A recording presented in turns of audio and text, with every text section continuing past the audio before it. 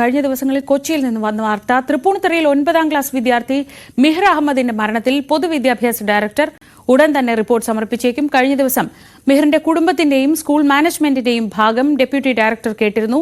കുട്ടി പഠിച്ച global public international സ്കൂളും ജെംസ് പബ്ലിക് സ്കൂളും NOC ഹാജരാക്കിയില്ല എന്നതടക്കമുള്ള കാര്യങ്ങൾ സർക്കാരിനെ അറിയിച്ചേക്കും. ഡാനി പോൾ വിവരങ്ങളുമായി. ഡാനി, ഇന്നലെ ഈ ഗ്ലോബൽ പബ്ലിക് സ്കൂളിൽ അവരുടെ എല്ലാ അനുമതികളൊക്കെ സഹിതം ഒരു വാർത്താക്കുറിപ്പൊക്കെ പുറത്തിറക്കിയിരുന്നു. അതിൽ ചില കുടുംബ പ്രശ്നങ്ങൾ ഉണ്ടായിരുന്നു എന്ന് ധ്വനിപ്പിക്കുന്ന തരം ചില വാചകങ്ങൾ ഉണ്ടായിരുന്നു. ആ തരത്തിൽ ഈ കുട്ടി പ്രശ്നക്കാരനാണ്, ജെംസ് സ്കൂളിൽ നിന്നും ഈ കുട്ടി വന്നതാണ്, TC വാങ്ങി വന്നതാണ്, അങ്ങനെ പറയാതെ പറയുന്ന ചില കാര്യങ്ങളൊക്കെയുള്ള ഒരു വാർത്താക്കുറിപ്പൊക്കെ പുറത്തിറക്കിയ ശേഷമുള്ള ഒരു ദിവസമാണ് നമ്മൾ സംസാരിക്കുന്നത്. പക്ഷേ ഈ പൊതുവിദ്യാഭ്യാസ വകുപ്പിന്റെ അന്വേഷണത്തിൽ എന്തൊക്കെ കാര്യങ്ങളാണ് വ്യക്തമായിട്ടുള്ളത്? ആ റിപ്പോർട്ടിനെ കുറിച്ചുള്ള എന്തെങ്കിലും വിവരങ്ങൾ നമുക്ക് കിട്ടുന്നുണ്ടോ?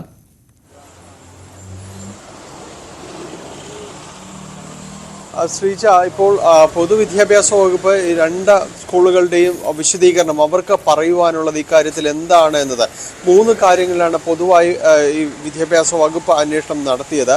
അതിൽ ഏറ്റവും പ്രധാനപ്പെട്ടത് സ്കൂളുകളുടെ പ്രവർത്തനം, ഇതിന് മതിയായ രേഖകളുണ്ടോ, സ്കൂളുകൾ ഇവിടെ പ്രവർത്തിക്കാൻ ആവശ്യമായ NOC അടക്കമുള്ള സംവിധാനങ്ങളുണ്ടോ എന്നതും, ഒപ്പം തന്നെയും ഇത്തരമൊരു പരാതി അത് ഏതെങ്കിലും ഘട്ടത്തിൽ ഉയർന്നു വന്നിട്ടുണ്ടോ, മാതാവിൻ്റെ ഭാഗത്ത് കുടുംബത്തിൻ്റെ ഭാഗത്ത് ഏതെങ്കിലും ഘട്ടത്തിൽ ഉയർന്നിട്ടുണ്ടോ, അങ്ങനെ വന്നിട്ടുണ്ടെങ്കിലും അല്ലെങ്കിലും സ്കൂളുകളിൽ റാഗിംഗ് എന്ന സമ്പ്രദായം അത്തരം ഒരു പ്രാകൃത രീതി തടയാൻ ഏത് രീതിയിലുള്ള മുൻകരുതലുകൾ അല്ലെങ്കിൽ എന്ത് നിരീക്ഷണ സംവിധാനമുണ്ട്, ഈ പരാതി വന്നിട്ടുണ്ടെങ്കിൽ പോലും അത് നിങ്ങൾ തടഞ്ഞിട്ടുണ്ടോ, അത്തരം 3 കാര്യങ്ങളെ കേന്ദ്രീകരിച്ചുകൊണ്ടാണ് അന്വേഷണങ്ങൾ പ്രധാനമായും തന്നെ ഒരു മൊഴിയെടുപ്പ് അടക്കമുള്ള കാര്യങ്ങൾ നടന്നിരുന്നത്. ഇതിൽ മതിയായ രേഖകൾ ആദ്യത്തെ സിറ്റിങ്ങിൽ ഉണ്ടായിരുന്നില്ല എന്നത് വ്യക്തമാണ്.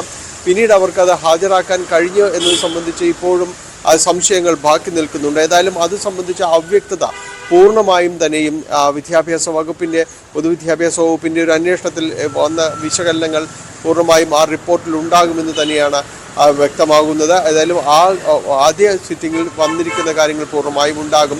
മാത്രവുമല്ല, പല ചോദ്യങ്ങൾക്കും അവ്യക്തമായ ഉത്തരങ്ങളാണ് ഇവരുടെ ഭാഗത്തുനിന്ന് ഉണ്ടായതെന്ന് പറയുന്നു. അത് NOC സംബന്ധമായ കാര്യങ്ങളിലാണെങ്കിലും അതോടൊപ്പം തന്നെ മിറിൻ്റെ കുടുംബം ഉയർത്തിയ ചില വിഷയങ്ങളുണ്ട്, ആരോപണങ്ങളുണ്ട്. അവർ പരാതി ഗൗരവമായി എടുത്തിരുന്നില്ല, തങ്ങൾ പരാതിപ്പെട്ടിരുന്നതാണ് എന്ന് പറഞ്ഞു. പിന്നീട് സ്കൂൾ അധികൃതർ അത് നിഷേധിക്കുന്നുണ്ട്, പരാതി വന്നില്ല എന്ന് പറഞ്ഞു. പക്ഷേ മിഹിറിൻ്റെ അമ്മ കൃത്യമായി പറയുന്നുണ്ട്, ഞങ്ങൾ പരാതി നൽകിയതാണ് എന്ന് പറയുന്നു. അപ്പോൾ ഈ കുടുംബത്തിൻ്റെ വിശദീകരണങ്ങളും ഇതിനോടൊപ്പം തന്നെ ചേർത്ത് വയ്ക്കും. കാരണം ഇക്കാര്യങ്ങളിൽ കുടുംബം ഉയർത്തുന്ന ആരോപണങ്ങളും പരാതികളും വളരെ ഗുരുതര സ്വഭാവമുള്ളതാണ്. കാരണം ഈ പരാതി തങ്ങൾ ഉയർത്തിയിരുന്നത് അവർ വളരെ വ്യക്തമായിട്ട് തന്നെ പറയുന്നുണ്ട്, മെയിൽ അയച്ചതടക്കമുള്ള കാര്യങ്ങൾ പറയുന്നുണ്ട്. പക്ഷേ ഇപ്പോഴും സ്കൂൾ അധികൃതർ അത് നിഷേധിക്കുകയാണ്.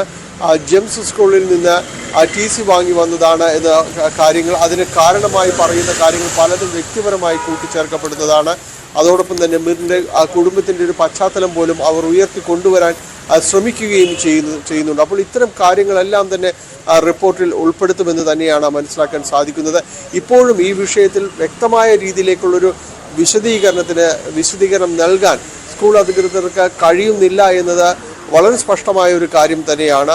അതെല്ലാം തന്നെ ഉണ്ടാകും. ഒപ്പം ഈ അന്വേഷണം ഇപ്പോഴും തുടരുന്നുണ്ട്. കഴിഞ്ഞ ദിവസവും മിറിൻ്റെ കുടുംബം ഇവിടെ ഹിൽ പാലസ് പോലീസ് സ്റ്റേഷനിൽ എത്തുകയും മൊഴി നൽകുകയും എല്ലാം തന്നെ ചെയ്തിട്ടുണ്ട്. അപ്പോൾ ആ ഒരു അന്വേഷണവും തുടർന്നുകൊണ്ട് പോവുകയാണ്. ഇതിലേറ്റവും പ്രധാനം ഈ പൊതുവിദ്യാഭ്യാസ വകുപ്പ് നൽകുന്ന റിപ്പോർട്ട്, അതിൻ്റെ അടിസ്ഥാനത്തിൽ എന്ത് നടപടികൾ എന്നതാണ്. കാരണം നടപടികൾ വൈകില്ല എന്നതാണ് വിദ്യാഭ്യാസ മന്ത്രി പറഞ്ഞിരിക്കുന്നത്. ഇപ്പോൾ തന്നെയും നടക്കുന്ന അന്വേഷണങ്ങളുടെ വിശദാംശങ്ങൾ മന്ത്രിയുടെ ഓഫീസ് വ്യക്തമായും തന്നെ അന്വേഷിക്കുന്നുണ്ട്. ഏത് രീതിയിൽ മുന്നോട്ട് പോകുന്നു എന്നതടക്കമുള്ള കാര്യങ്ങൾ അന്വേഷിക്കുന്നുണ്ട്. അപ്പോൾ അതിൽ ഒരു നടപടികൾ എല്ലാവരും തന്നെ പ്രതീക്ഷിക്കുന്നുണ്ട്. എന്താണ് റിപ്പോർട്ടിൻ്റെ ഉള്ളടക്കം എന്നത് സംബന്ധിയായ കാര്യങ്ങൾ വരും ദിവസങ്ങളിൽ കൂടുതൽ വ്യക്തതയിലേക്ക് വരും. എന്തായാലും അവരുടെ ഒരു അന്വേഷണം അത് ക്രോഡീകരിക്കപ്പെട്ടു കഴിഞ്ഞു എന്ന് തന്നെയാണ് മനസ്സിലാക്കുന്നത്. 3 ദിവസത്തിനുള്ളിൽ റിപ്പോർട്ട് സമർപ്പിക്കും എന്നാണ് അന്ന് പറഞ്ഞിരിക്കുകയും ചെയ്തത്. ഏതായാലും ഈ കാര്യത്തിൽ പോലീസ് അന്വേഷണം ഒരു ഭാഗത്ത് തുടരുന്നുണ്ട്.